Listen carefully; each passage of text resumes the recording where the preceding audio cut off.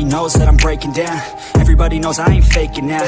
Everybody knows my heart's vacant now. Yeah, she hates me now, I made mistakes but now I don't ever wanna be alone. I don't really ever feel at home. On my own, in the zone, that's the only way I know. Feeling low, about to blow back up. I won't ever let the doubt creep.